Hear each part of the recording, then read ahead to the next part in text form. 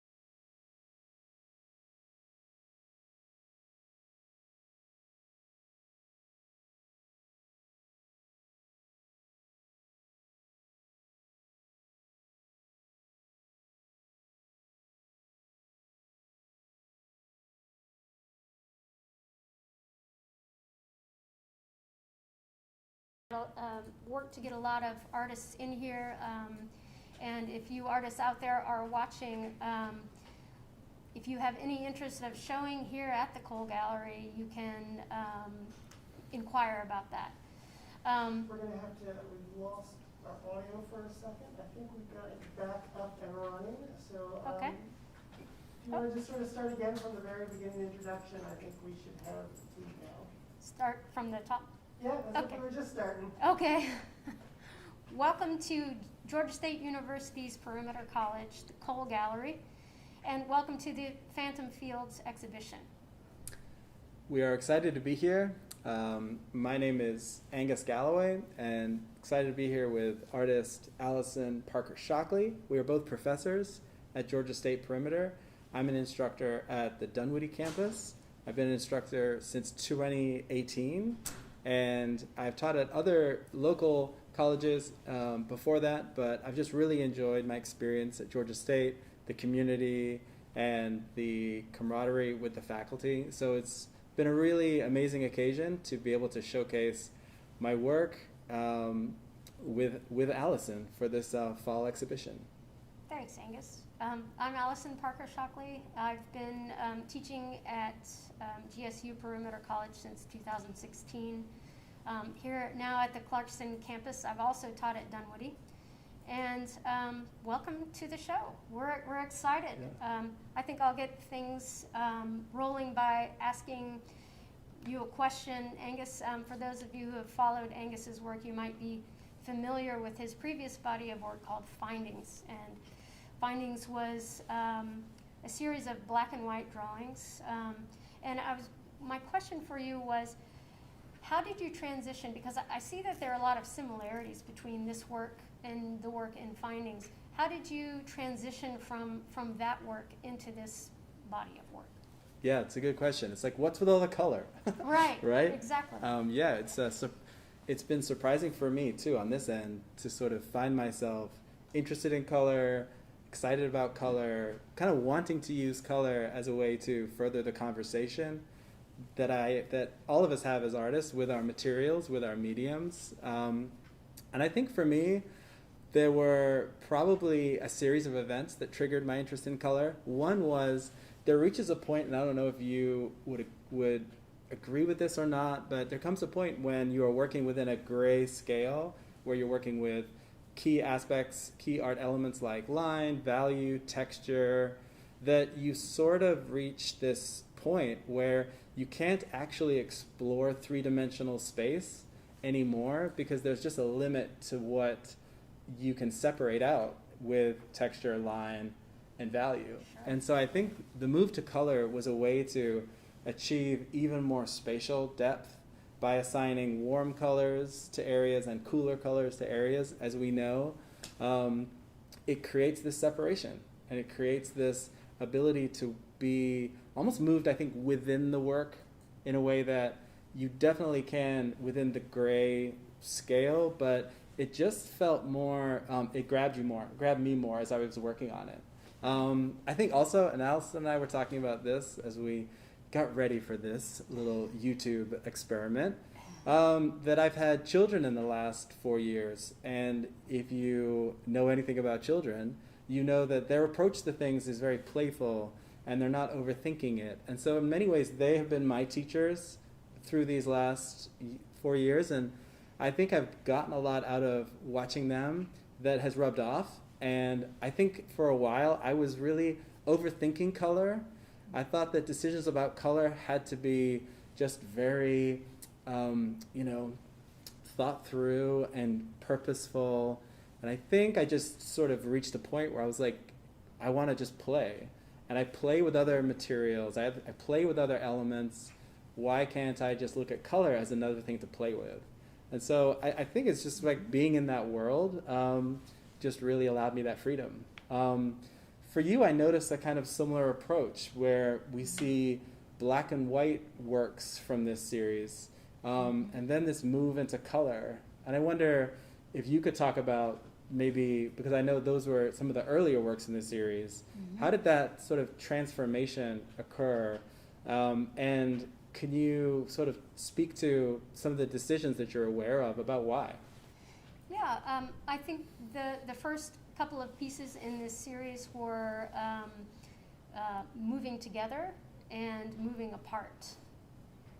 And those pieces I started, I think I was really focusing on this idea of expressing this kind of, and the reason we came up with the name Phantom, expressing a sense of something that is apparent to your senses, but has no substantial existence. So I was trying to think, how can I make things like feelings, things that aren't visible, how can I make those things visible? And so at the time I was really working with this Payne's Gray ink and was really enjoying the subtleties of it and the gradations of it. And so I just started with that, and I made those first two pieces moving together and moving apart. And I felt like with those two pieces, I really had discovered what I really wanted to say, and I knew that this was going to be a series. And after looking at them, I'm like, well, why am I not working in color?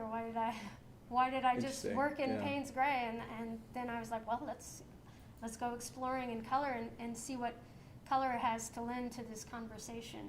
And I think color is important in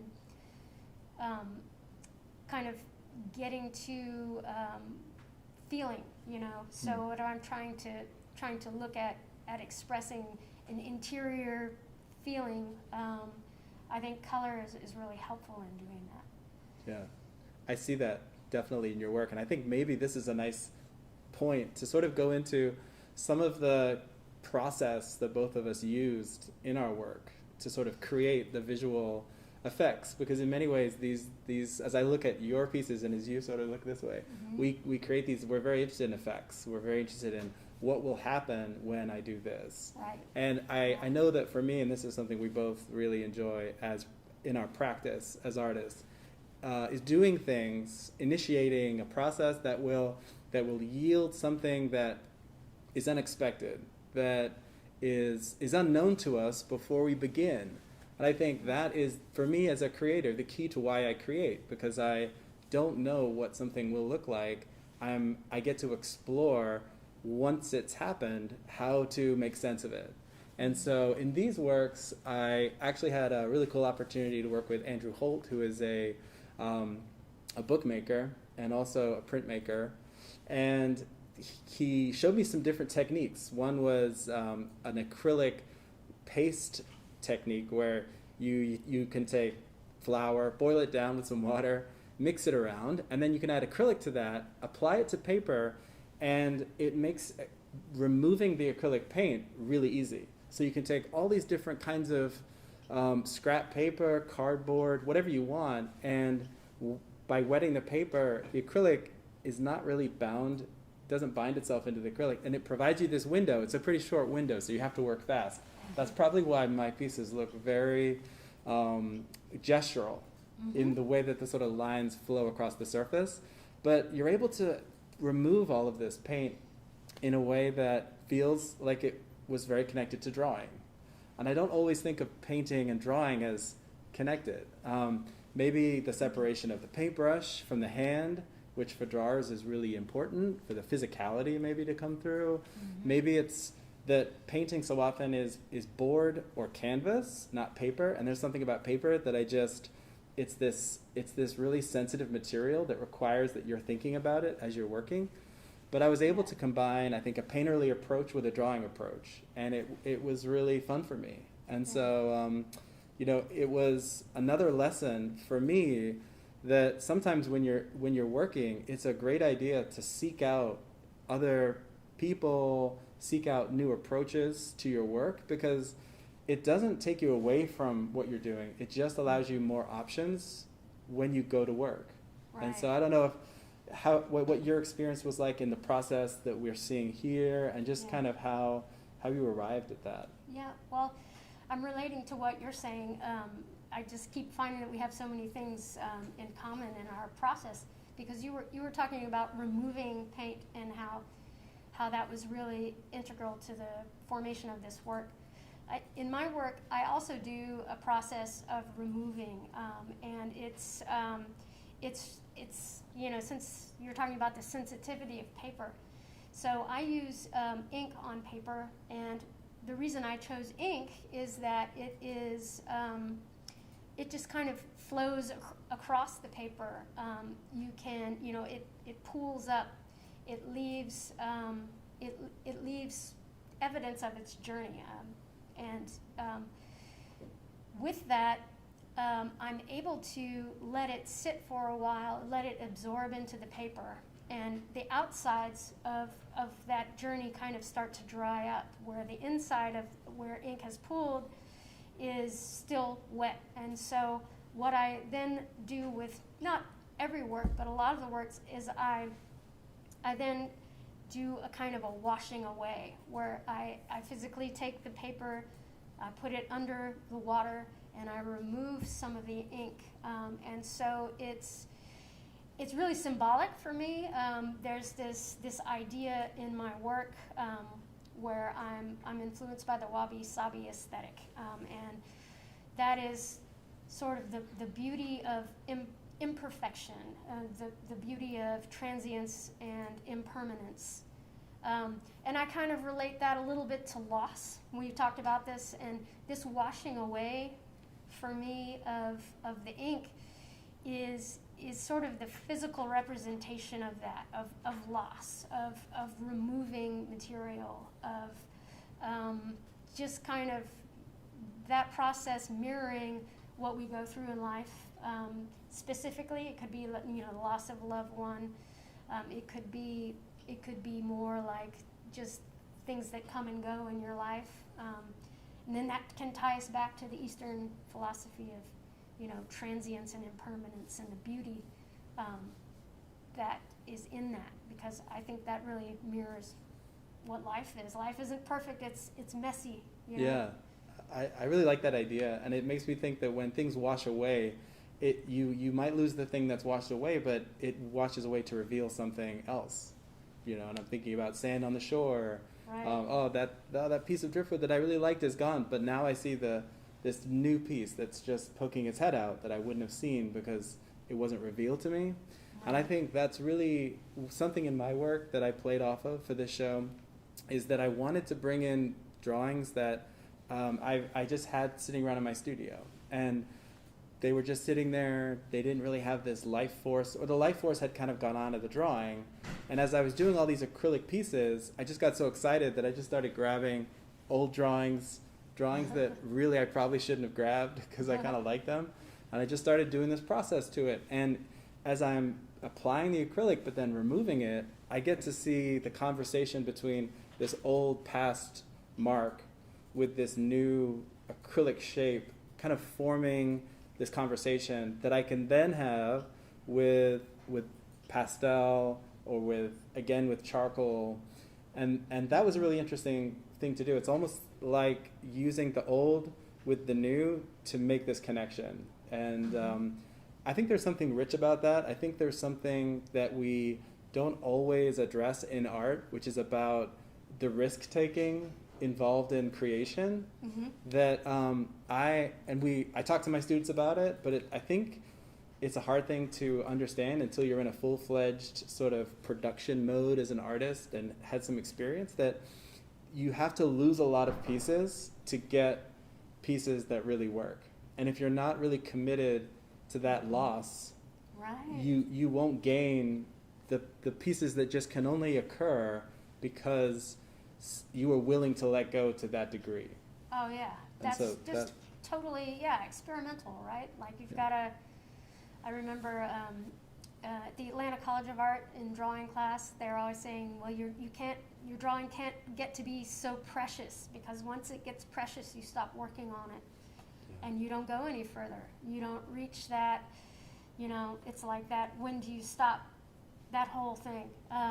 You have to push things past the stopping point and ruin a few things before you understand where the stopping point is and how far to push something to get to that point. What are its limitations? Yeah. Like, what can it do? Exactly. Yeah, you're learning about it. Push it to the brink and then bring it back. Yeah. And I think it's a good thing to teach students, and I was grateful, that we had that conversation at the Atlanta College of Art about, you gotta take risks, or you won't discover anything new. You won't push yourself. So. Yeah, and I think it can be a risk, because I think another point I wanted to make when you were talking about working in black and white and that shift to color, I had gotten kind of used to being the artist that just used no color. Right. And so all of a sudden to show up with the color and all the things, there is a sense that you are abandoning a kind of an identity. And that can be scary as an artist. I mean, I don't think it's like going from rock and roll to country, but like it is similar in terms of you're changing, you're morphing, and you're not sure if people are going to respond to those changes, and I was nervous, and I kind of was surprised that I was so aware of my audience, and that I was letting my audience influence some of my decisions in the studio, because it was clear to me that I've always made decisions based on my creative process and where I think the work needed to go. Right. And I'm proud of myself, and I'm sure you've had these experiences too, where you're proud that you just follow your process where you think the work needs to go, and not think about expectations of those outside forces that are just inevitable on your work. Yeah, that's true. Yeah. When you look at these works now, is there a direction that you think is that these works are going to take you as you start to build on the experience of this exhibition? Yeah, I think we were talking earlier about this piece here, which is Purple Phantom, and it's here. It's there, but it's here.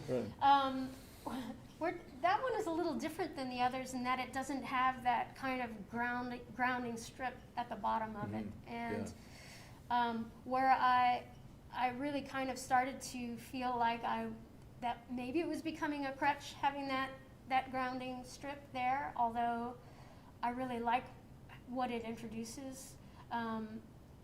After doing so many of those, I thought, well, maybe I should explore what it would look like without that. And I think this one, Purple Phantom, really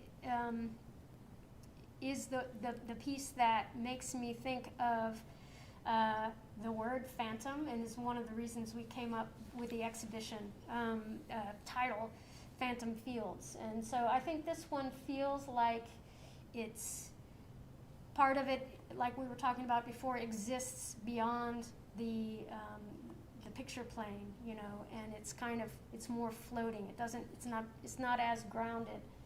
Things are kind of coming in and out of focus, and that's kind of an interesting thing that happened with this piece. And so I think going forward, I'd like to explore doing some larger works where they're large enough to where you're kind of in it when you're standing in front of it. That's where I'd like to go next, because then that's taking this ungrounded feeling and pushing that even further. And I'm curious about exploring that ungrounded territory. I think that would be an exciting thing to see, because I do, a lot of your textures and surfaces lend themselves to make me not quite aware if I'm looking very closely at something, almost on a micro level, Right. or am I looking far, far away on a very macro Google Earth out, right? As far, Right. far away as I can.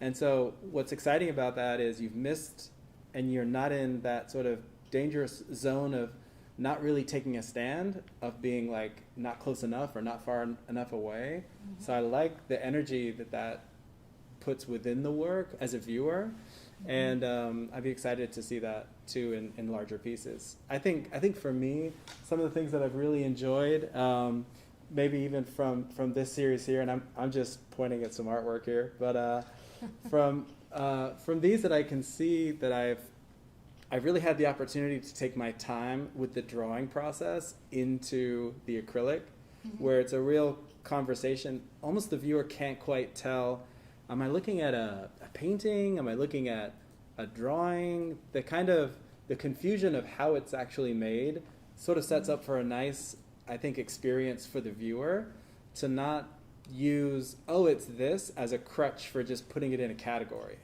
I kind of like I like that this work sort of invites the viewer to really bring a level of their own understanding and their own questions and curiosities, and doesn't attempt to answer all those questions, rather just says, with works that have questions, isn't it exciting to have to come up with your own answers?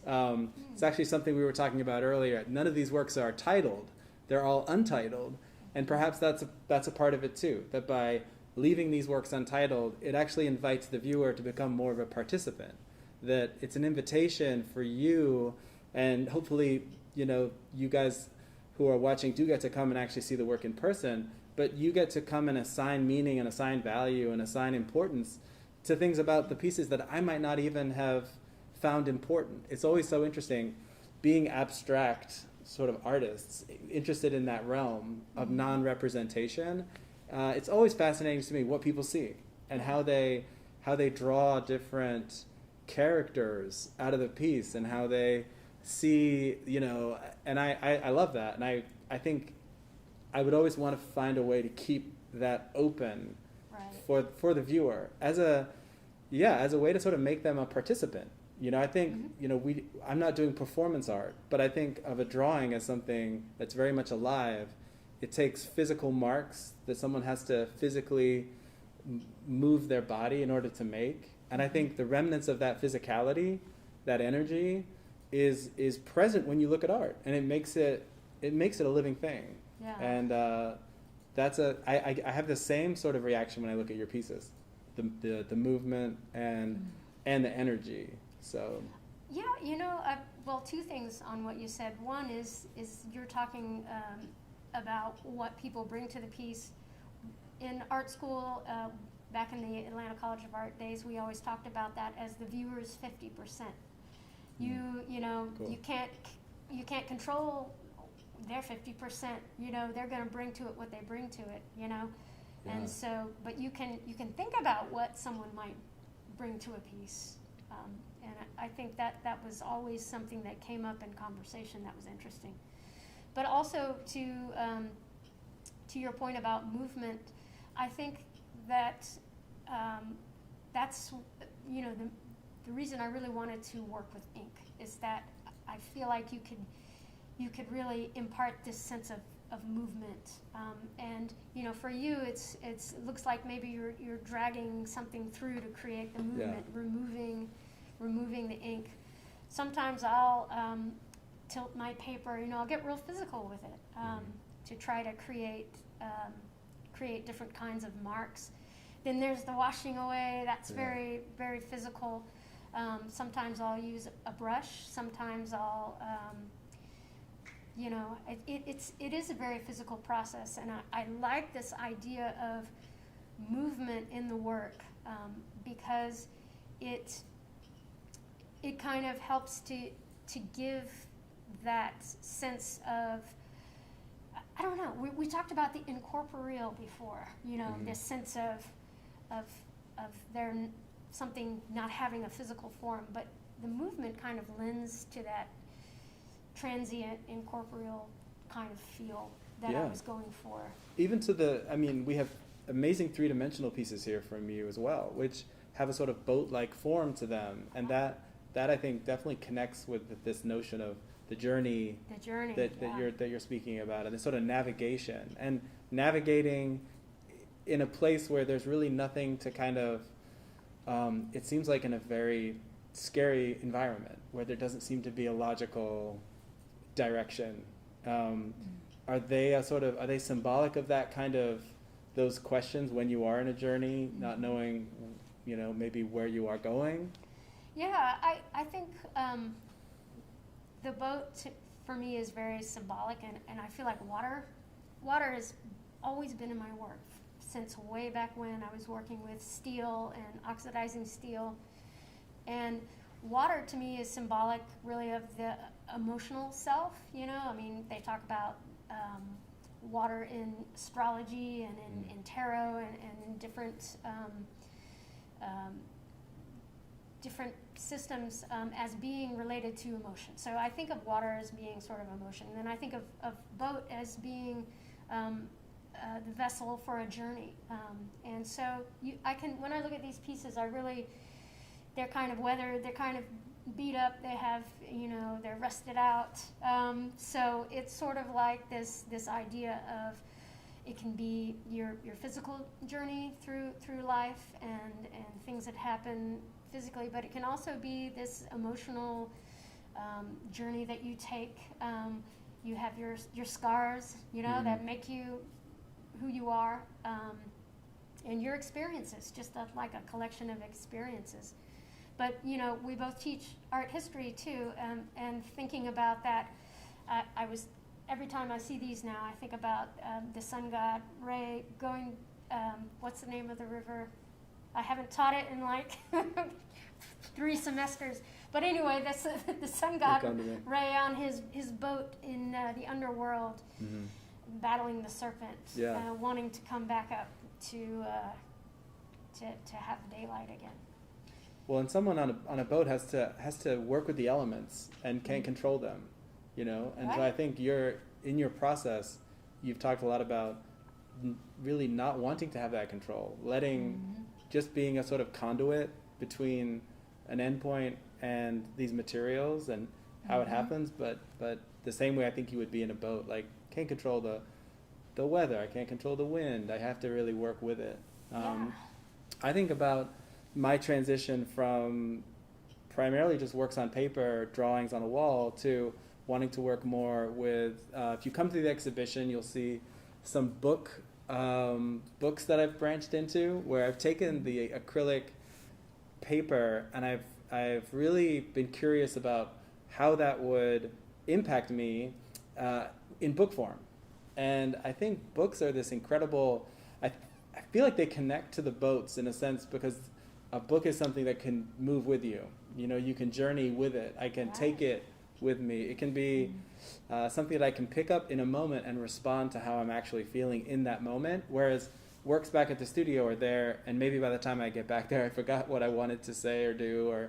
And so I'm excited about positioning the books within my process as a way to sort of collect ideas or reactions that might have been lost had you not had that thing there. I used to love sketchbooks. I used to keep sketchbooks, and I talk to my students about the sketchbook, but I have gotten very bad at sketchbooks, keeping them for a while. It just hasn't been as exciting as it was when I was a younger artist to be in a sketchbook. Right. And maybe that's because you have to be more concerned with the final product, or making sure that the time you're putting into your work is into more full-fledged artworks, whatever that is. But I've really enjoyed how the book is this reminder that at its core, everything that's ever of any interest has to begin as this really tiny little idea.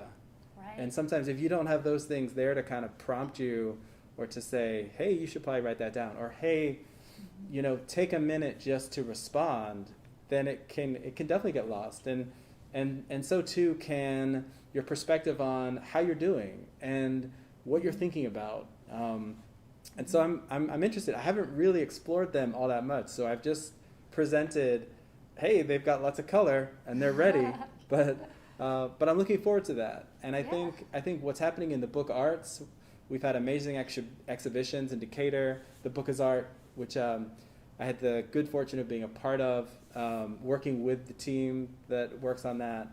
That there are some amazing artists that are pushing the boundaries, have been for a long time, of the way we can think about paper. And I think what this exhibition does is it also serves as a reminder of how amazing how amazing paper is, and how versatile it is, and how it lends itself to so many practices and approaches. So yeah, I've really enjoyed working with paper too, and just the fact that you can really put it through a lot. You know, you can keep going back into it, keep working into it. You can remove from it. You can add to it. You can,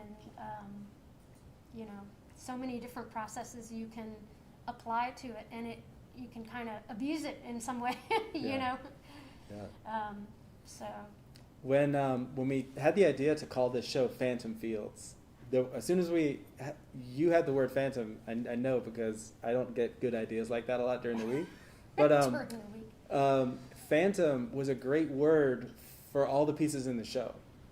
Phantom Fields, but phantom in particular. And I think I'd be curious if you could speak to what it is, if someone comes to this exhibition, what is it about phantom? What is it about the apparition, the thing that you think you see, but then you don't see it? The thing that is there, but only there in the presence of its remains, not in its physicality, that you could talk to. Wow. Hey, that's deep, Angus. Okay. Well, we're nearing the end, so I figured let's get in the deep end before we, sign out. Yeah. I'll take it too. Oh, okay. No, I love that. I think, and I can even relate it back to what you were talking about the book and about the sketchbook, working small, working quickly. This fleeting idea that may come up and you may capture it, or you may find that you might be onto something, but you can't quite figure out what it is, and you kind of chase that.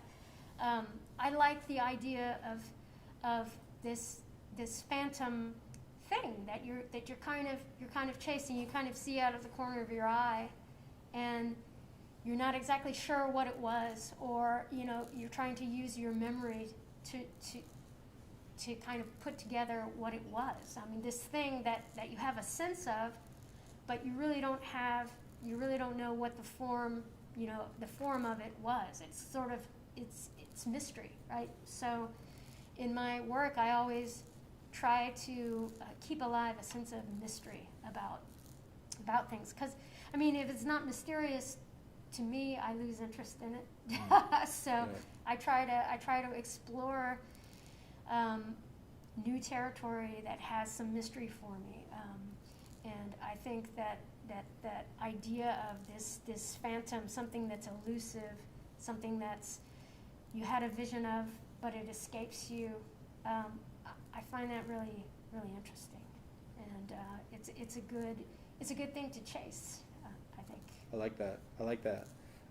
As we've been talking here, different works are going up that people can see, and I think if I had to pick one of these three, any one of them that might appear here, I think what I would echo everything that you've said, and that to me is such an interesting experience when you can just place something, but then not enough of it to where you can fully make it out. Right. I'm always aware when I'm doing a drawing that there's the beginning of something that I've started, but a commitment to not finishing it is deliberate. So bringing something partially into form, into realization, but a deliberate attempt to undercut that somehow, because if I fully resolve that thing, then it just sits as an element within the work and is fully realized and no longer has that phantom quality, no longer has that potential to be something else, to be able to morph into some other part of the drawing, or to be able to move and transition into some other, maybe from the foreground into the background. And I think I like looking at works where I'm sort of out of balance, or like thrown off, not totally on a firm foundation, because I'm having to kind of make sense of what's happening and where something is pulling me and then leaving me, sort of dropping me off. And I've always enjoyed that. I've always liked drawings that have that unanswerable question. Now, when I look at a work of art that I'm doing, I'm aware of those things, and I'm not very.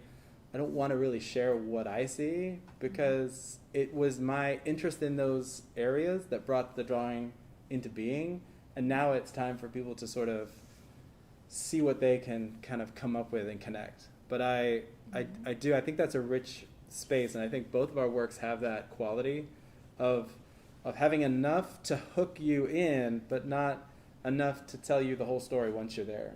Yeah, I think that's very well said. Yeah, so that's been really fun. Yeah. Okay, this might be a good time to take a question, maybe. Yeah, has there been people? any, yeah. We do have one. We have Allison. What is the story behind the swell, if any? The swell. Okay, my piece, Swell. This is kind of, when I was putting this one together, my idea was to kind of try to emulate that feeling you get when something is kind of welling up inside of you. You know that feeling when something is rising up, whether it could be anger, it could be sadness, it could be something that's welling up, and when it gets right to that point where it's just going to bust out. And I think that was the idea behind that. Something just kind of becoming more and more intense until you can't hold it back. So, yeah, that's what that one was. And you do give titles to your work, and is it? And I think you use titles in a very.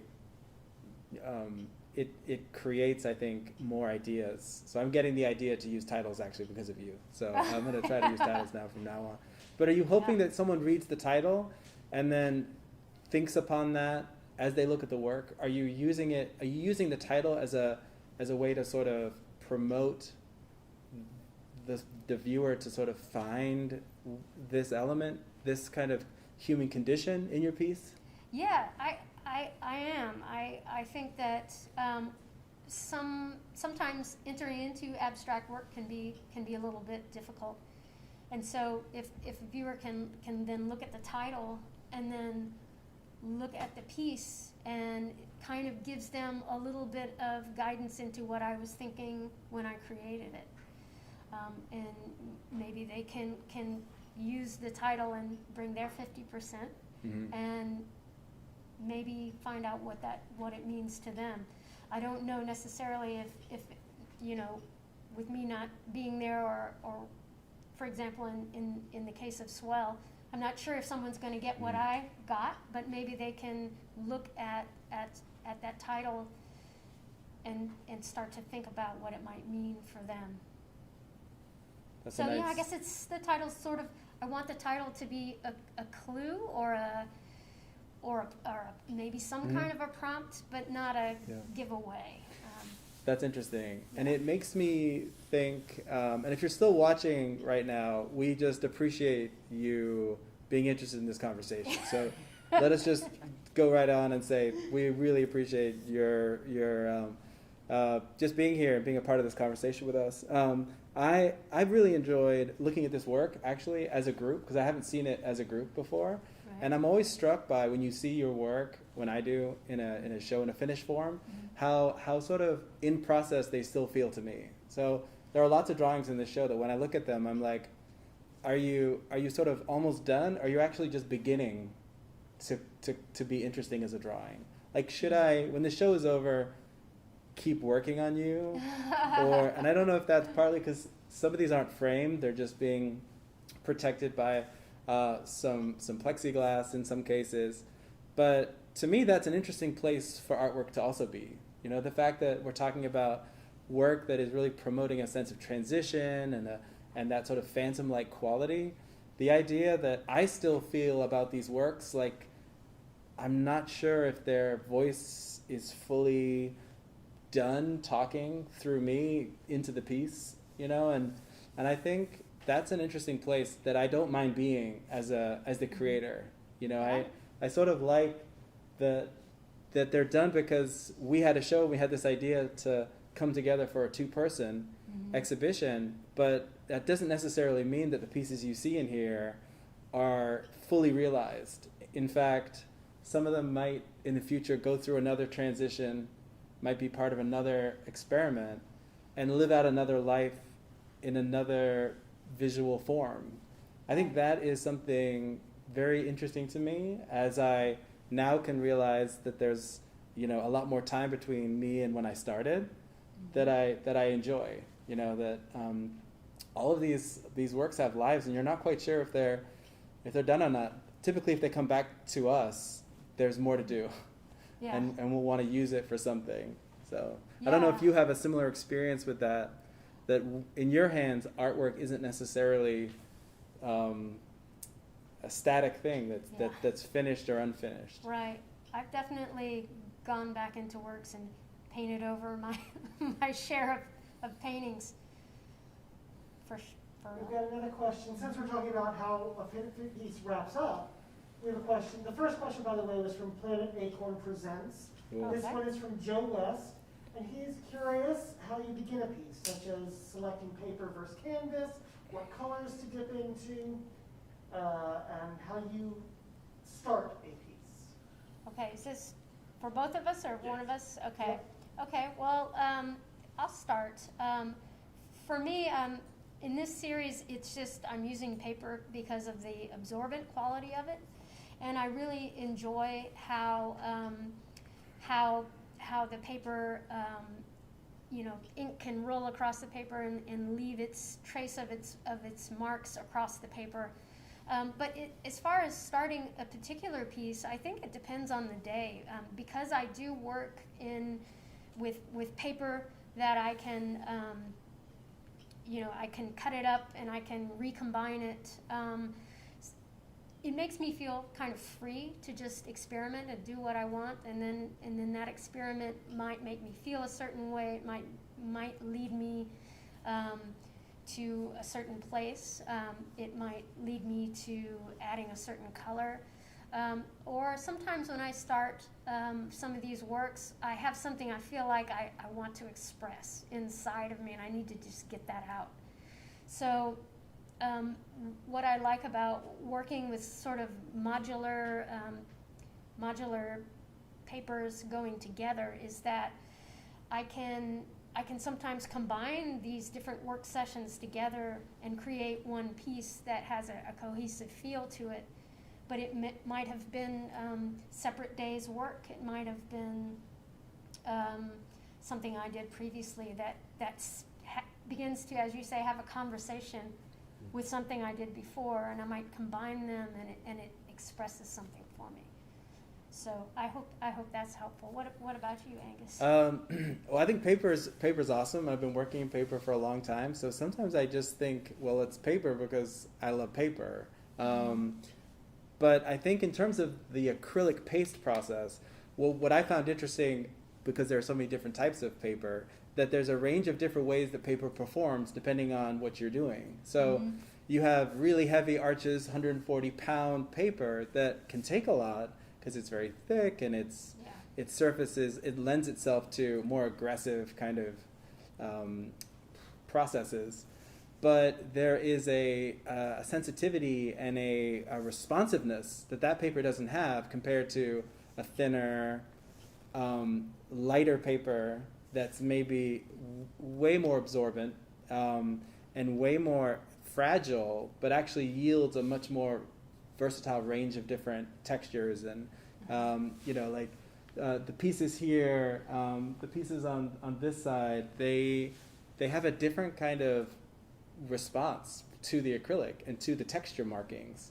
And there's different things you can do with them as a drawing because of their the thinness of them versus the heaviness of another type of paper. So Right. I think what's interesting to me about paper is that by ensuring that you're using a lot of different kinds of paper, you're ensuring that you have even more to choose from in terms of how it's going to interact with the process I was using. Right. Because, and at the end of the day, that was what was interesting. It wasn't, I didn't hit upon something and say, cool, I want 10 more of these, you know, and like stamp them out. I wanted to experiment with what happens when I use it in this way, what happens when I use it in this way. So I think Right. paper, that's what's amazing about it. And I know in Canvas you could gesso a canvas differently, you know, and get different reactions with the paint. I just think for me, paper has been a world I've just explored more. Mhm. So when it comes to making a decision about what I want to do, I guess I'm just more comfortable making it about paper than I would about other materials. But I definitely, seeing this work and thinking about where I might be moving to, I think I need to remind myself to be more open Right. to other surfaces, be more open to other applications, and in that openness, you just hit upon new possibilities. Right. And so I don't think, I've by no means exhausted the possibilities within paper, but I do think that this process could also be interesting on other surfaces, and I think I need to experiment with what that could look like. Absolutely. But it's a great question, because Yes, thanks for that question. Yeah. Now you guys got me wanting to try different kinds of paper. Yeah. To see, you know, the different absorbency, and ink does different things on different Yeah. surfaces. Yeah, it really does. Before we get too close to the end, if we haven't already, let us just thank Aaron Gottlieb, Professor Aaron Gottlieb, who's played DJ during this whole experience and done an amazing job. To Don Dugan, who's our installation gallery manager here, who has also done an amazing job, partnered with us really well, and helped us create the sort of vision of an exhibition that I feel really excited about. And Jennifer Jenkins, who is just our Lord Overseer of all things Georgia State and creative, and she does an amazing job keeping everything working and keeping us supported. So we just wanted to give a special thank you to those people. And I couldn't be more excited to be in an exhibition with you, because I love your work. I think you bring a real honesty to your work and an openness, and I think that's what I see when I look at your art, and it makes it a very powerful experience. So I'm just very excited to have been on a show with you. Thank you, Angus. I really appreciate that. I think you have a question. Yeah? We do. We have one more. We have Cool. Angus. This is from Perimeter College Fine Arts. Most of your work is abstract. Did you decide to paint jellyfish in the center painting, or did they just appear to you? I thought I could get out of here without the jellyfish question. So the jellyfish was interesting. We wanted to sort of take control over this interesting nook here in the gallery. And I actually didn't do the jellyfish for the nook, but I had the jellyfish drawing and thought, you know, that would be really good there. The jellyfish is obviously a step towards painting something that you look at it and know, aha, that's a jellyfish. And we had this conversation too about more recognizable things inside the work. But I actually did the jellyfish piece because I thought I was going to be in an exhibition that was that wanted artists to think about the sort of human impacts on our natural environment. And actually, one of the things that I don't find jellyfish to be not interesting, but I'm not particularly drawn to a jellyfish. Jellyfish is not my spirit animal. But I was learning about the effect of, especially in coral areas, coral reefs, when they die out, and there's no longer a rich diversity of animal life. What thrive are jellyfish. Yeah, Interesting.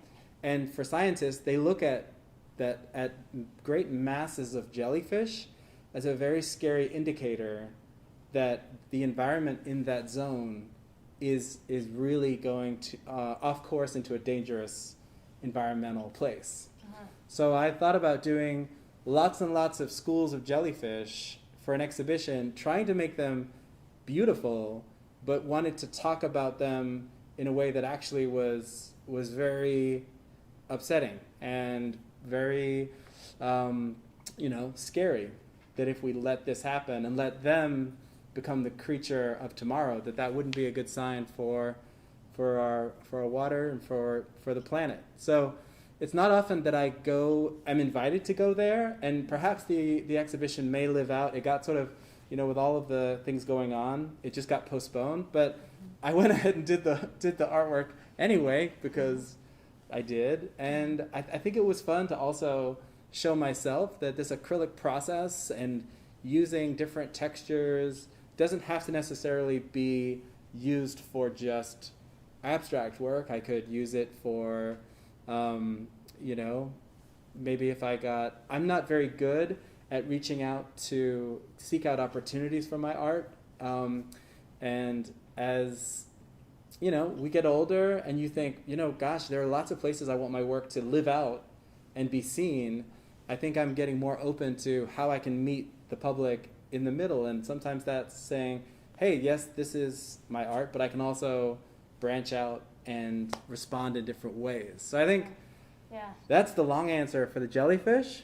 But I'm glad they got talked about, because there they are. They're kind of this sort of unknown entity. But I hope you enjoy them. They are pastel, so I'm hoping students don't get too curious. What's this? And then they part of the artwork. But that happens. It happens. But great question. Great question. We can wrap up. We've got one more if you've got time. Sure. Who or what have been influences on your work? Okay. Well, for me, I already talked a little bit earlier about being influenced by the wabi-sabi aesthetic, and that is, it is an Eastern philosophy that it talks about beauty being found in impermanence, or something that is imperfect, and that's really influenced this work and other works, other bodies of work that I've done. I just feel like I'm always trying to mirror the human conditions in some way in my work, in the fact that nothing is perfect. We were talking earlier about the difference between Eastern art philosophy of, for example, the wabi-sabi aesthetic versus a more like the Greek aesthetic, where everything is perfect and idealized, like Greek sculpture. To me, I try to find meaning for myself in my artwork. So I lean towards wanting things to be imperfect because it just mirrors the human experience. So I guess that would be my answer for influences. That's well said. I kind of want to steal that answer. This is so good. I would say it's hard to pinpoint the exact artist or the exact moment, but I've been very interested in soaking up what artists have to offer and making sure that I go to New York when I can to look at exhibitions, making sure that I'm reading and just sort of exposing myself to different artwork. I think that's where you get not just that I'm following this artist, but that I'm just collecting all of this amazing work that's all around me and thinking about how when it goes through me, it's going to come out as something that is me.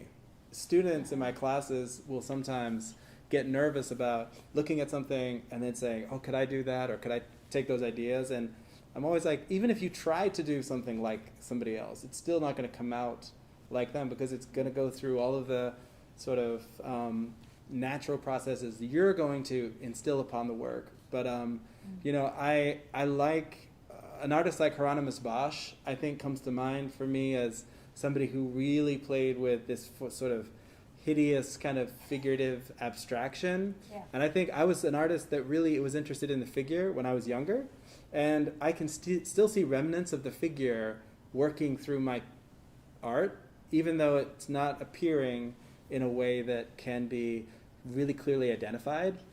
But that sort of botanical, organic, he is definitely an artist. But I really appreciate that as I was growing up, there were a lot of artists who were taking drawing so seriously. I think it would have been interesting to have grown up 100 years ago when drawing really didn't have that sort of popularity, and artists weren't really just thinking about drawing as a finished work of art, rather a study for something that they were going to either paint or sculpt. I'm just lucky that I've been able to have mentors that have shown me that an interest in paper, works on paper, are just as important as other mediums, and that's a lucky thing to have been a part of. Yeah, absolutely. Yeah.